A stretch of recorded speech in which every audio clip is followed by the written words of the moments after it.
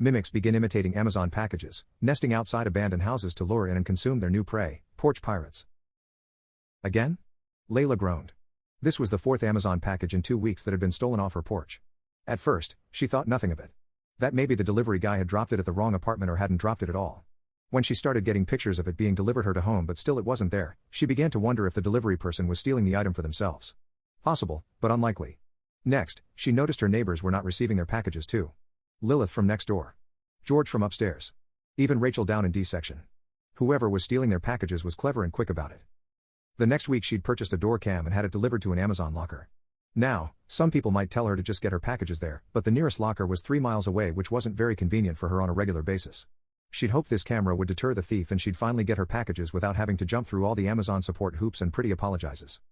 Unfortunately, she wasn't so lucky. Now the guy, for she saw now it was a guy in a red hoodie, long hair, young looking and rather brash, was making faces and gestures at the camera each time he took a package, as if he was proud of what he was doing and knew he wasn't going to get caught. From peace signs, rock-ons, to not so funny faces, each time he made off with her goods and the police wouldn't, do anything about it. One day, surprisingly she received her package. Checking out her door there it sat safe, sound and on time. Next to it oddly, was a second identical package. Had Amazon sent another one as an apology? She didn't want to tamper with it in case it was a mistake or was supposed to be sent to another person, so left it there on the porch. Maybe the delivery guy would pick it up. Next week, the same thing happened again. Her package arrived on time, no damage or sign of tampering next to an identical package. She'd called Amazon, but they made no mention of sending a second as apology or otherwise. So, again it sat and no sign of porch pirates. After a third week of hassle-free packages, she began to wonder about the guy who would routinely bother her like a schoolyard bully. Had he moved on? Did he find better houses to steal from? Honestly, she didn't care one way or another, but her curiosity led her to check her door camera anyway.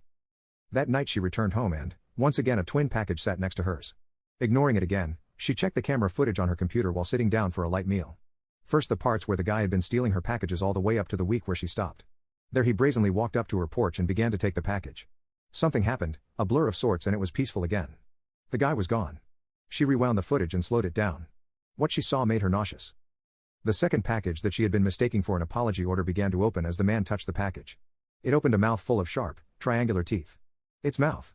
A long, wide pink tongue flicked out quickly, curled around the man's torso, giving him only enough time to squeak out a cry before pulling him into itself fully with an audible crunch.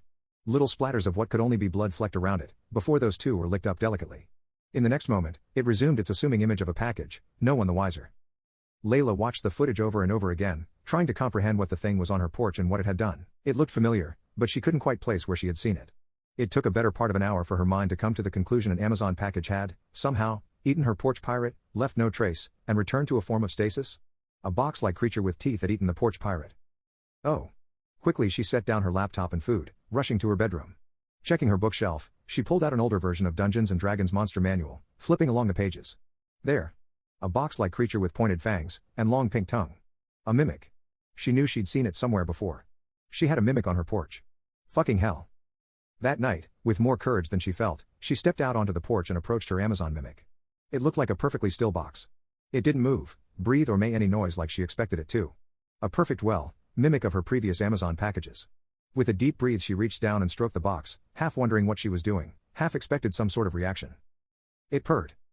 It let out a sound akin to a big cat purr and a rumble. She pet it again. Again, more purring. Curious now, she ran inside and returned with a piece of meat. This she offered to the side she thought was its mouth. Nothing happened. Tossing the meat to the bushes, let the raccoons get it, she held out her hand, palm down, waiting. Inside, she was screaming her head off. What was she thinking, offering her hand to a modern-day mimic? Outwardly, she waited. It made a sniffing noise, panted once, then licked her hand. She blinked. Once. Twice. It wasn't going to eat her? Kneeling down, she gave it a third pet and it sort of hopped closer, as if to show affection. Huh. She'd somehow gotten her own pet mimic. Things were going to get more interesting around here. She wouldn't have to worry about stolen packages anymore, that was for sure.